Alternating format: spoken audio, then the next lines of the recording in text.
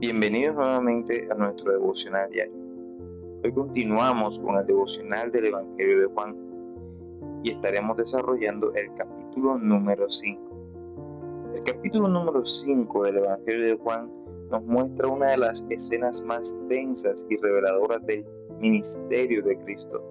No es solamente un milagro, es un punto de quiebre. Hasta aquí Jesús ha enseñado, ha conversado, ha obrado señales, pero ahora la revelación de su identidad se vuelve frontal, pública y profundamente confrontativa. Todo comienza en Jerusalén, junto al estanque de Betesda. Allí hay una multitud de enfermos, ciegos, cojos, paralíticos. El lugar parece un retrato de la humanidad caída, cuerpos quebrados esperando un movimiento incierto del agua, una oportunidad mínima, una esperanza limitada y competitiva. Entre todos ellos, Jesús fija su mirada a uno de ellos, un hombre que ya hace 38 años estaba enfermo. No 38 días, no una temporada difícil, sino casi 4 décadas de impotencia. La enfermedad ya no era un episodio en su vida, era su historia. Y a cada inicio de todo, Jesús le pregunta, ¿quieres ser sano? No está buscando información, está penetrando en la voluntad. El hombre responde hablando del estanque, de la falta de ayuda, de su imposibilidad para llegar primero. Su mente está atrapada en el método conocido. Piensa en agua, no imagina autoridad, piensa en oportunidad, no concibe que haya una soberanía. Entonces Jesús pronuncia una orden que rompe todos los esquemas. Levántate, toma tu lecho y anda. Aquí no hay ritual, no hay contacto con agua, no hay un proceso gradual, hay palabra. Y esa palabra lleva en sí misma el poder que exige. El mandato crea la obediencia, el mismo que en el principio habló y el caos se organizó, ahora habla y el cuerpo inútil responde. No se nos describe una lucha interna ni un intento titubeante, simplemente al instante aquel hombre fue sanado. La obediencia es inmediata porque el poder es completo. El lecho, símbolo de años de derrota, ahora se llevó como testimonio de victoria. Sin embargo, la narrativa no se detiene en la maravilla del milagro. Juan introduce un detalle que lo cambia todo. Era día de reposo. Y con eso, el escenario pasa de Betesda al tribunal religioso. Los líderes no preguntan por la sanidad, no celebran la restauración, interrogan para pedir información. Para ellos, cargar el lecho es trabajar y trabajar en sábado es violar la ley. Aquí debemos entender el contexto. El sábado fue instituido en la ley de Moisés como día de descanso, recordatorio de la creación y de la liberación de Egipto. Era señal del pacto, pero a lo largo del tiempo, la interpretación humana había multiplicado las regulaciones hasta convertir el descanso en carga. Lo que debía reflejar la bondad de Dios terminó reflejando la severidad de un sistema corrupto. Cuando confrontan a Jesús, Él responde con una afirmación que trasciende el debate legal. Mi Padre hasta ahora trabaja y yo trabajo. Esta frase es teológicamente explosiva. En la teología judía, Dios descansó el séptimo día de la obra creadora, pero nunca dejó de sostener el universo. Si Dios cesara de obrar providencialmente, la creación se desintegraría.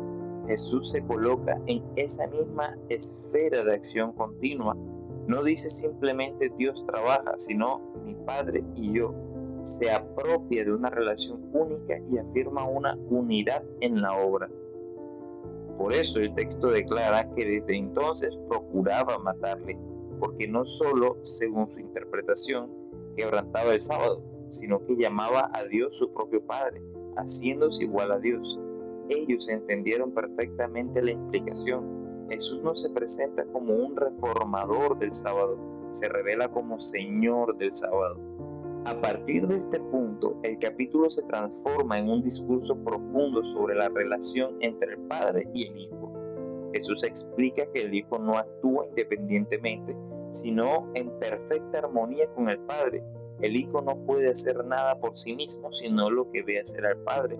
Esta no es una declaración de debilidad, sino de unidad absoluta. No hay competencia, no hay divergencia de voluntad, hay comunión eterna. Luego hace afirmaciones aún más sorprendentes. Así como el Padre levanta a los muertos y da vida, el Hijo da vida a quien quiere. Aquí se atribuye una prerrogativa divina. La vida no es simplemente preservada por Él, es otorgada por su voluntad soberana. Además declara que el Padre ha entregado al Hijo todo juicio. En la mentalidad judía, el juicio final pertenece a Dios. Jesús afirma que el destino eterno de los hombres está ligado a su relación con Él. Y entonces pronuncia una frase que concentra toda la cristología del capítulo: que todos honren al Hijo como honran al Padre. No menos, no de forma secundaria, no como a un profeta distinguido, sino como al Padre. Esto coloca al Hijo en la misma esfera de honra y adoración que corresponde a Dios. Rechazar al Hijo es rechazar al Padre. No hay camino alternativo.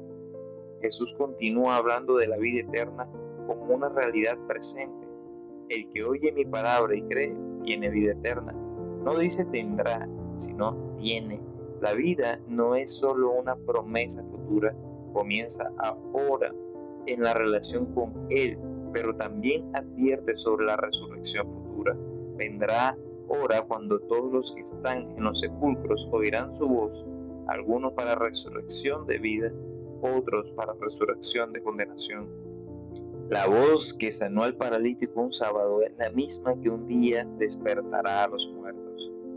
Pero lo más hermoso viene cuando Jesús presenta a los testigos. Él entiende la ley judía. Todo asunto debía establecerse por el testimonio de 2 o 3 testigos. Así que muestra que su identidad no está sin respaldo. Primero menciona a Juan el Bautista. Juan dio testimonio de la verdad, una lámpara que ardía y alumbraba. Los judíos por un tiempo se alegraron en su luz. Juan señaló claramente: he aquí el Cordero de Dios. No fue un rumor, fue una proclamación pública. Luego dice que tiene un testimonio mayor que el de Juan, las obras que el Padre le dio para hacer. Sus milagros no eran actos aislados de compasión, eran credenciales mesiánicas. Cada paralítico levantado, cada ciego que veía, cada enfermo sanado era una firma divina, autenticando su identidad. Las obras testificaban que el Padre lo había enviado. Después afirma que el Padre mismo ha dado testimonio de él. Esto apunta tanto a la voz en el bautismo como al testimonio interno que Dios da en las Escrituras. Sin embargo, Jesús les dice algo devastador: nunca habéis oído su voz ni visto su aspecto. Ellos estudiaban la ley, pero no conocían al legislador. Finalmente menciona las Escrituras. Escudriñad las Escrituras, ellas son las que dan testimonio de mí. Aquí está el centro del conflicto. Ellos conocían los textos, pero no reconocían al Cristo al que los textos señalaban. Tenían el mapa, pero rechazaban el destino. Y luego cita a Moisés. Moisés, en quien ellos confiaban, escribió acerca de él. Si realmente creyeran a Moisés, creerían a Jesús. El problema no era falta de evidencia, era dureza del corazón. Así que en Juan 5 no vemos solo un milagro, vemos un juicio silencioso. El Hijo de Dios se presenta con testigos suficientes, un profeta reconocido, obras poderosas, el Padre Celestial y las mismas Escrituras. La evidencia es abundante, la incredulidad es voluntaria. Este capítulo nos confronta profundamente. Podemos conocer la Biblia y no conocer a Cristo. Podemos defender tradiciones y oponernos al Dios que decidimos servir. Podemos ser religiosos y estar espiritualmente muertos. Pero también nos ofrece una promesa gloriosa: el que oye y cree, vive. El capítulo 5 entonces nos muestra 3 grandes realidades: la autoridad vivificante de la palabra de Cristo, su igualdad esencial con el Padre y la tragedia del corazón religioso que conoce la letra pero rechaza al Verbo encarnado. No es simplemente la historia de un hombre que vuelve a caminar, es la proclamación de que el Hijo tiene autoridad sobre la enfermedad, sobre el sábado, sobre la vida, sobre la muerte y sobre el juicio eterno. Y frente a esa revelación, la humanidad queda dividida. El mismo Cristo que levanta al paralítico se convierte en piedra de tropiezo para los líderes. El problema nunca fue la falta de señales, fue la resistencia a reconocer quién es Él. Juan 5 nos obliga a mirar más allá del milagro y a enfrentar la pregunta central: ¿honramos al Hijo como honramos al Padre?